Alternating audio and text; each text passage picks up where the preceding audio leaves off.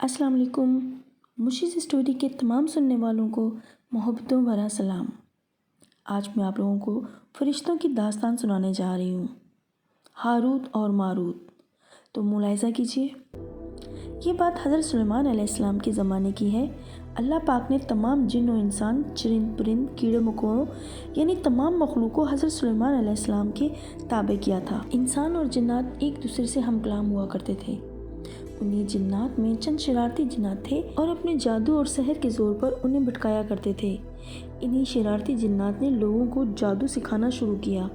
وہ جنات حضرت سلیمان علیہ السلام کے تابع تھے اور بہت سے لوگ ان شرارتی جنات کی باتوں میں یوں بھی آ جاتے تھے۔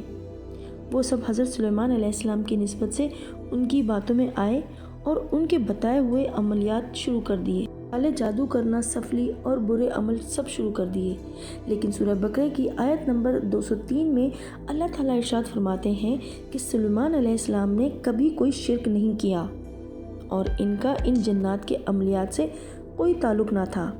یہ جنات شیاطین نقشہ سلیمان علیہ السلام کے نام سے عملیات کیا کرتے تھے، جبکہ خود اللہ پاک نے قرآن میں ان سب کو سلیمان علیہ السلام سے غیر منسوب قرار دیا۔ شیاطینی جنات کے غلط عملیات کی وجہ سے اس دور میں بدعملی کا راج بڑھتا گیا اور معاشرہ ہر قسم کی غیر اخلاقی برائیوں میں دھنستا چلا گیا۔ اب یہاں سے ان دونوں فرشتوں کا تذکرہ شروع ہوتا ہے۔ اللہ تعالیٰ نے اس معاشرے کو راہ راست پر لانے کے لیے انسانی روح اور انسانی صفات دے کر زمین پر بھیجا۔ علماء اکرام فرماتے ہیں، جو بات ہاروت اور ماروت کے بارے میں روایت میں آتا ہے وہ پایا ثبوت تک ہے اور اس کا توکل یقینی ہے۔ قصہ کچھ یوں ہے کہ اللہ تبارک و تعالیٰ نے آسمان کی دنیا کے پردے ہٹا دیے۔ فرشتوں نے زمین پر دیکھا کہ اہل زمین سنگین گناہوں میں مبتلا ہیں، شراب نوشی، چوری چکاری، قتل و غارت عام ہے۔ تو فرشتوں نے اللہ سے شکایت کی کہ اے اللہ، یہ کیا ہو رہا ہے؟ ان کو تو نے دنیا میں عبادت اور اپنی اطاعت کے لیے بھیجا تھا اور ان کی تو یہ حالت ہی خراب ہے۔ آپ فوری طور پر ان کی پکڑ نہیں کر رہے۔ فرشتوں کو انسانوں کے اعمال دیکھ کر سخت بیزاری ہوئی۔ اللہ جل شانہ نے فرمایا کہ در حقیقت بات یہ ہے، میری ذات اہل زمین سے حجاب میں ہے، پردوں میں ہے، اس لیے ان کو میرا خوف کم ہے۔ تم سب میرے پاس ہو، مجھے دیکھ سکتے ہو اور میرے جلال سے خوف میں ہو، اس لیے تم سب کو میرے جلال کا خوف ہے۔ تم میری عبادت، میری اطاعت کرتے ہو۔ جو خمشہ تم پر طاری ہے وہ اہل زمین پر نہیں، اس لیے ان سے یہ سب گناہ ہو جاتے ہیں۔ ملائکہ کو اطمینان نہ ہوا تو اللہ تبارک تعالیٰ نے فرمایا کہ تم اپنے میں سے نیک اور پارسا فرشتے چن لو اور میں ان کو زمین پر انسانوں کے درمیان بھیجتا ہوں اور پھر میں دیکھتا ہوں کہ وہ جب میرے پردے میں ہوں گے تو ان کے اعمال کیسے ہوں گے۔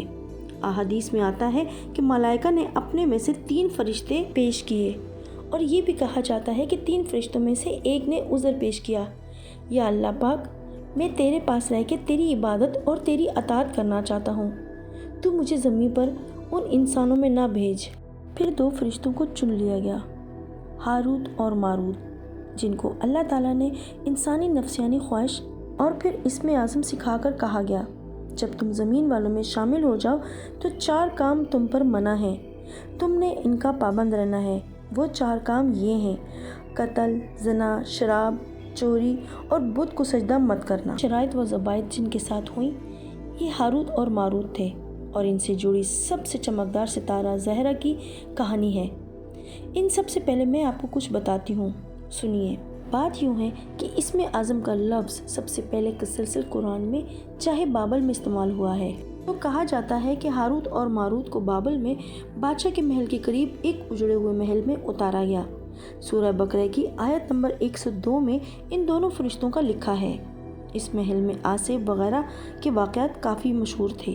ان دونوں نے اسی اجڑے محل میں اپنا قیام کیا اور وہ دونوں سارا دن شہر میں گھومتے، رات میں اس محل میں آ کر قیام پذیر ہو جاتے۔ ان فرشتوں کو، جو کہ انسانی روپ میں آئے تھے، ان کو انسانی زندگی بڑی مشکل لگی۔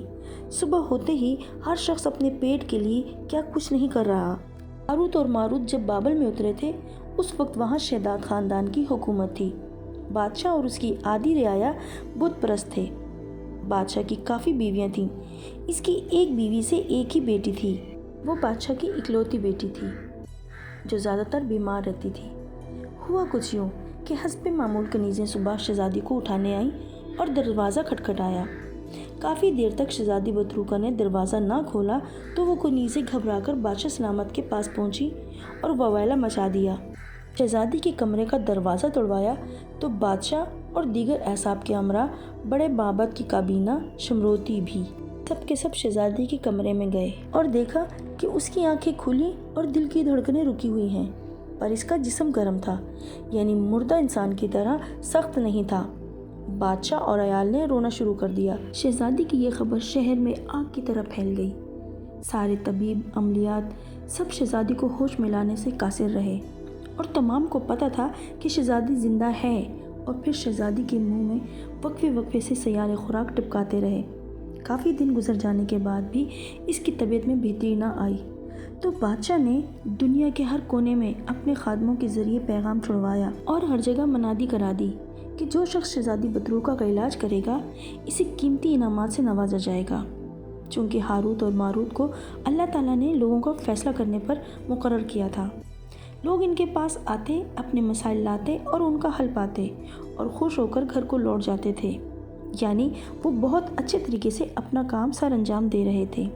جب ان دونوں تک شہزادی کی بیماری کی خبر پہنچی تو دونوں نے ایک دوسرے سے مشورہ کیا کہ بطروکہ کا علاج کرنے سے ہم بادشاہ کا اعتماد حاصل کر سکتے ہیں۔ اس سے اچھا موقع پھر نہیں ملے گا کیونکہ ہم شہزادی کا علاج اسم اعظم سے کر سکتے ہیں۔ دونوں نے یہ فیصلہ کر کے اپنا بھیس طبیبوں والا بنایا اور ہرن کے سنگوں کا مالا گلے میں ڈال کر شہزادی کے علاج کے لیے پہنچ گئے اور خود کو ملک یونان کے حکمہ ظاہر کیا اور کہا ہم ملک یونان کے طبیب ہیں، شہزادی کے علاج کی غرض سے آئے ہیں۔ پھر وہ بادشاہ کے ساتھ شہزادی بطروکہ کے کمرے میں پہنچ گئے۔ ہاروت اور ماروت نے شہزادی بطروکہ کا معائنہ کر کے کہا شہزادی سخت سکتے میں ہے اور اس کی یہ حالت کیسے ہوئی، اس کے لیے ہمیں حضرات کا عمل کرنا پڑے گا۔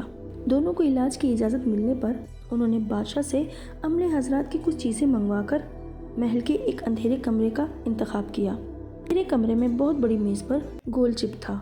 پھر کمرے کی ساری مشلیں بجھا کر عود اور عنبر کی دھونی سے کمرے کو خوشبو سے معطر کر دیا۔ پھر دونوں نے عملے حضرات کے کلامات دہرانے شروع کیے۔ پھر یکدم شیشہ روشن ہو گیا اور اس میں شہزادی بطروکہ کی خوابگاہ دکھنے لگی۔ ان دونوں نے دیکھا کہ شہزادی اپنے بستر پر سوئی ہوئی تھی اور اس کی خوابگاہ کا دائیں طرف والا دریچہ کھلا ہوا ہے اور وہاں سے جنگل کا منظر نمایاں دکھائی دے رہا تھا۔ وہاں گھنے جنگل میں ایک پرانے درخت پر ایک بہت بڑا کالا ناگ بھن پھلائے بیٹھا تھا اور وہ دھیرے دھیرے رینگتا ہوا شہزادی کی خوابگاہ میں داخل ہو گیا۔ پھر شہزادی کی مسہری پر جا کر بیٹھ گیا اور اپنی چمکتی سیاہ آنکھوں سے شہزادی بطروکہ کو دیکھتا رہا۔ پھر اس کے منہ پر اپنا منہ رکھ کر اس کی سانسوں کو اپنی سانسوں میں بھرتا رہا۔ جب شہزادی بطروکہ کی سانسیں مدھم ہو گئیں تو سیاہ ناگ نے اپنا منہ ہٹایا اور رینگتا ہوا واپس جنگل میں جا کر اسی درخت پر برجمان ہو گیا۔ ہاروت اور ماروت کے ساتھ بادشاہ اور چند وزراء بھی اس تاریک کمرے میں موجود یہ سارا واقعہ اپنی آنکھوں سے دیکھ کر حیران اور پریشان ہو رہے تھے۔ ہاروت نے بادشاہ سے کہا کہ اس سیاہ ناگ نے آپ کی بیٹی کا سانس پی لیا ہے۔ بادشاہ نے اپنا سر پکڑ لیا اور روتے ہوئے چلاتے ہوئے کہا صرف یہ بتاؤ میری بیٹی ٹھیک ہوگی کہ نہیں۔ ان دونوں نے بادشاہ کو حوصلہ دیتے ہوئے کہا وہ بالکل ٹھیک ہو جائے گی، ہمیں تھوڑا وقت دیں۔ پھر انہوں نے کمرے میں دھونیاں تیز کر دیں، زور زور سے منتر پڑھنے لگے۔ کمرہ دھوئیں اور خوشبو سے بھر گیا تھا۔ پھر یکدم دھوئیں میں ایک بڑا سا شعلہ بھڑکا۔ آگ کا شعلہ اسی درخت کی طرف لپکا جہاں وہ سیاہ ناگ اپنا پھن پھیلائے بیٹھا تھا۔ ناگ نے آگ کا دہکتا ہوا شعلہ اپنی جانب بڑھتا دیکھا تو وہاں سے نکلنے کی مگر وہ شعلہ منتروں سے بھرا ہوا تھا۔ اس شعلے نے ناگ کو اپنی لپٹ میں لے کر جلا کر خاک کر دیا۔ دونوں فرشتوں نے جو کہ انسانی روپ میں اور انسانی صفات میں تھے بادشاہ سلامت کو مبارکباد پیش کی اور کہا خیر سے شہزادی کے علاج کا پہلا مرحلہ طے ہوا، آپ کچھ دعائیں دیں گے جس سے وہ بالکل ٹھیک ہو جائے گی۔ اگلے روز انہوں نے چاندی کی 4 ڈولیاں منگوا کر ان کے پیندے میں سوراخ کروائے، پھر ان کو چھت پر ایسے باندھا کہ ان ڈولیوں میں سے دعا کے قطرے شہزادی کے منہ میں ٹپکائے جائیں گے۔ جب وہ دونوں علاج کے لیے شہزادی کے پاس آئے تھے اس کے ساتھ ہی لگے رہے تھے۔ بادشاہ ان کے کام سے بہت خوش تھا کیونکہ اس کو اپنی بیٹی کی زندگی کی امید جو لگ گئی تھی۔ ہاروت اور ماروت کو ہر سہولت مہیا کی گئی۔ اس طرح 3 دن گزر گئے چوتھے روز ان دونوں نے شہزادی کے کمرے میں مشک و عنبر کی دھنیاں سلگائیں۔ ہاروت شہزادی بدروگہ کے سرہانے اور ماروت شہزادی کے پاؤں کی جانب کھڑے ہو کر منتر پڑھتے رہے۔ وہ کہنے کو تو منتر بولا مگر وہ اسم اعظم پڑھ رہے تھے۔ اسم اعظم پڑھتے پڑھتے انہوں نے باری باری شہزادی کی پیشانی پر پھونک ماری اور پیشانی کو انگوٹھے اور شہادت کی انگلی سے دبایا۔ شہزادی کا جسم تھر تھر کانپنے لگا۔ ہاروت اور ماروت نے اسم اعظم جاری رکھا اور پھر یک شہزادی اٹھ کر بیٹھ گئی۔ بادشاہ بیٹی کو زندہ سلامت دیکھ کر خوشی سے جھومنے لگا۔ شہزادی بدروگہ کو حیرانگی ہوئی کہ سب میرے ارد گرد کیوں جمع ہیں۔ وہ گھبرا کر بولی، بابا جان، یہ سب میرے ارد گرد ایسے کیوں جمع ہیں؟ بادشاہ نے بیٹی کو ساری بات سے آگاہ کیا اور پھر اس کی صحت یابی کے جشن کا اعلان کیا۔ بادشاہ نے ان دونوں یعنی ہاروت اور ماروت کو بہت سے انعامات سے نوازنا چاہا تو ان دونوں نے منع کر دیا۔ اگلے روز جشن میں رقاصہ کو بلایا گیا جس کا نام زہرہ تھا۔ رقاصہ زہرہ بہت ہی خوبصورت تھی، سب سے الگ، سب سے جدا، بالکل ایسے جیسے کوئی ستارہ چمک رہا ہو۔ حسن بے مثال تھا۔ زہرہ نے نیم اوریا لباس میں رقص شروع کیا تو وہ اور بھی حسین اور دلکش لگ رہی تھی۔ اس کے حسن کی تاب نہ لاتے ہوئے دونوں کے دونوں اس پر فریفتہ ہو گئے۔ جشن ختم ہونے کے بعد تک وہ اسی کے حسن کے حصار میں مبتلا رہے۔ پھر واپس آنے کے بعد تک وہ اس کو یاد کرتے اور منصوبے بناتے رہے کہ اس کو حاصل کیسے کیا جائے۔ آخر کار دونوں نے متفق مشورہ کیا کہ زہرہ کی رہائش گاہ پر جا کر اسے اپنا حال دل سنائیں۔ اگلے روز زہرہ کے محل پہنچ گئے اور دربان سے اپنا تعارف کروایا اور کہا کہ زہرہ کو بتاؤ کہ اس کے 2 پرستار آئے ہیں، ہاروت اور ماروت۔ ان کا پیغام زہرہ تک پہنچا تو اس نے ان دونوں کو پہچاننے سے انکار کر دیا۔ پھر انہوں نے شہزادی کی طبیب والا حوالہ دیا تو زہرہ نے ان دونوں کو اندر بلا لیا۔ یہ دونوں جب اندر پہنچے، زہرہ کو اس انداز میں دیکھ کر دیوانہ وار اس کی طرف لپکے۔ زہرہ نے انہیں ایک طرف بیٹھنے کو کہا۔ زہرہ نیم اوریا لباس میں اور بناؤ سنگار سے دہکتا ہوا انگارہ لگ رہی تھی۔ زہرہ نے نشیلی نگاہوں سے انہیں دیکھتے ہوئے پوچھا کہ وہ دونوں وہاں تک کیوں کر پہنچے۔ دونوں اپنے آنے کا مدعا بیان کرنے سے شرما رہے تھے۔ زہرہ نے ان کا حوصلہ بڑھایا تو انہوں نے اس کے حسن کی تعریف کرتے ہوئے اس کے ساتھ کی خواہش کی۔ ان دونوں کی بات کو سمجھتے ہوئے کہا، تم دونوں میرے ساتھ گناہ کرنا چاہتے ہو؟ دونوں نے اسباب میں سر ہلایا۔ ہاں، اس نے کہا تو ٹھیک ہے، میری چند شرائط پوری کرو اور اپنی من چاہی بات پوری کر لو۔ ان دونوں نے شرائط دریافت کی تو زہرہ کہنے لگی، میری پہلی شرط یہ ہے کہ تم دونوں خدا کی عبادت چھوڑ کر میری عبادت کرو۔ ہاروت اور ماروت نے نام سر ہلاتے ہوئے کہا، ہم شرک کبھی نہ کریں گے۔ ان کی بات سن کر وہ ہنس کر بولی، تو میری صحبت مشکل ہے۔ پھر بولی، چلو اگلی شرط مان لو۔ یہ کہہ کر وہ اپنے محل کے اندر گئی۔ جب وہ واپس آئی تو اس کے ہمراہ ایک نوعمر لڑکا تھا۔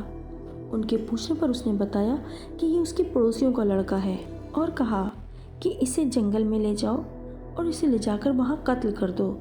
وہ دونوں بولے کہ ہم یہ بھی نہیں کر سکتے۔ زہرہ نے کہا، ٹھیک ہے، پھر وہ اسم اعظم مجھے سکھا دو جو تم دونوں پڑھ کر عرش پر جاتے ہو۔ دونوں بولے، اگر ہم نے ایسا کیا تو ہم بارگاہ الہی میں مردود کہلائیں گے۔ زہرہ نے انہیں محل سے نکل جانے کو کہا۔ پھر بولی، اگلے ہفتے میرے پاس آنا، میں کچھ اور شرائط بتاؤں گی، اگر پوری کی تو ٹھیک، ورنہ میرا قرب اتنا آسان نہیں۔ وہ دونوں دل برداشتہ ہو کر اس کے محل سے واپس لوٹ آئے۔